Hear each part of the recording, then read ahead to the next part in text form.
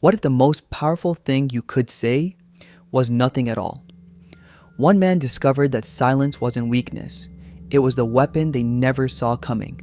This is the story of Marcus, a man who was invisible in every meeting, overlooked in every decision, dismissed in every conversation, until the day he chose silence, and everything changed. Marcus had worked at Tech Vision Solutions for 7 years. 7 years of showing up early, staying late, and being the person everyone relied on, but never recognized. He was a guy who fixed problems before they became emergencies, the one who caught errors in reports, the one who quietly made everyone else look good. But in meetings, Marcus was invisible. He'd raise his hand and they'd talk over him. He'd share an idea and someone else would repeat it 5 minutes later and get the credit. He'd try to contribute and the room would move on like he hadn't spoken at all. His manager, Richard, was the worst. Charismatic, loud, always ready with an opinion, even when he was wrong. Richard loved the sound of his own voice and he made sure everyone else heard it too. Marcus told himself it was just how corporate culture worked, that if he kept his head down and did good work, eventually he'd be seen. But deep down, he knew the truth. He was drowning in his own politeness. Then came the quarterly strategy meeting. The entire leadership team was there. This was Marcus's moment. He'd been working on a proposal for months, a restructuring plan that could save the company millions and streamline operations across 3 departments. He'd sent the deck in advance, he'd rehearsed his pitch, he was ready. But when the meeting started, Richard took control immediately. All right, team, let's dive into Q1 priorities. I've got some ideas I want to run by everyone.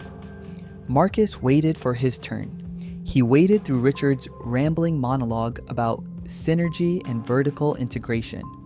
He waded through the VP of sales talking about client retention metrics that had nothing to do with the agenda. He waited. Finally, an hour in, Richard glanced at the agenda. Oh, right, Marcus. You had something about operational restructuring? Marcus opened his mouth. He pulled up his presentation, and then Richard's phone buzzed. Hold that thought, Marcus. I need to take this. Everyone, 5-minute break. 5 minutes turned into 15. When they returned, Richard jumped straight into budget projections. Marcus tried to interject. Actually, if we could circle back to... Let's table that for next time, Marcus. We're running long as it is. And just like that, the meeting ended. His proposal, the one he'd poured months into, never got discussed. But something snapped in Marcus that day. Not anger, not frustration, clarity. Marcus went home that night and did something unusual. He didn't vent. He didn't send a passive-aggressive email. He didn't update his resume. He sat in silence and asked himself one question. What if I stopped trying to be heard and started making them notice my absence? He'd read once about a psychological principle called the vacuum effect. When you remove something people take for granted, they suddenly realize its value. Marcus had been fighting for a seat at the table. What if he just stopped showing up? Not physically, but verbally. What if he let them flounder without his invisible contributions? The next Monday, Marcus walked into the weekly operations meeting with a different energy. He sat down, opened his laptop, and said nothing. Richard started the meeting. Okay, team, let's talk about the client onboarding delays. Marcus, you usually handle this. What's the status? Marcus looked up, made eye contact, and said nothing. He didn't nod, didn't gesture, just held Richard's gaze calmly. Richard blinked. Marcus? Silence. Okay, well, someone else want to jump in? No one did, because Marcus had always been the one who jumped in.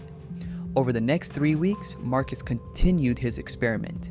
He attended every meeting. He was punctual, professional, present, but he didn't speak unless directly asked a yes or no question. And even then, his answers were minimal. At first, people didn't notice. Then they got uncomfortable. Then they got desperate.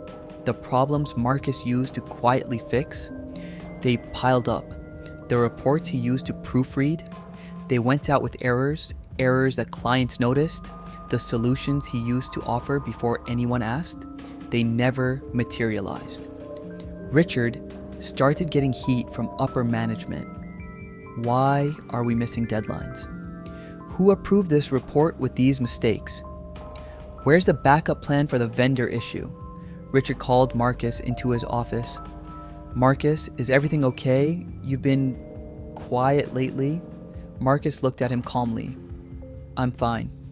It's just, you're not really contributing in meetings anymore.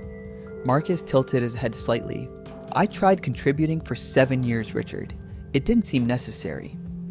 The words hung in the air like smoke. Richard shifted uncomfortably.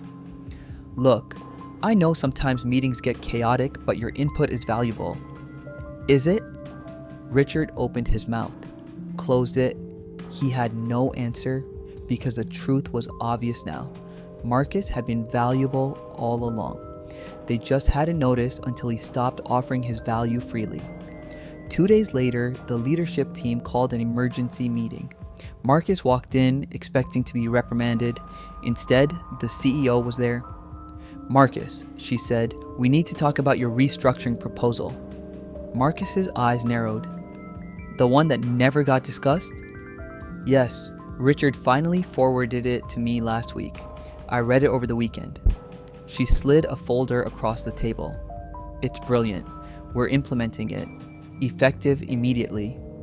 Marcus stared at the folder, then at Richard, who looked like he wanted to disappear. But here's the thing, the CEO continued. We need someone to lead the implementation, someone who actually understands the plan. Richard recommended you. Marcus looked at Richard. Richard's jaw was tight, but he nodded. We're also restructuring leadership roles, the CEO said. You'll be reporting directly to me now. And Marcus, she leaned forward. If you have ideas, I want to hear them. Not 6 months from now. Not buried in an email, directly. Here's what Marcus learned, and what changed everything. Silence isn't passivity. It's a mirror. When you stop filling the gaps, people see what they've been taking for granted. Marcus didn't get respect by demanding it. He got it by withdrawing his freely given labor until they understood its worth. He stopped making himself small to fit into their noise. And in that space, they finally heard him. The meeting where Marcus didn't speak, that wasn't the end of his voice. It was the beginning of his power. Because sometimes, the most important thing you can say is nothing at all. If you've ever felt invisible in your workplace, your relationships, or your life, this story is for you.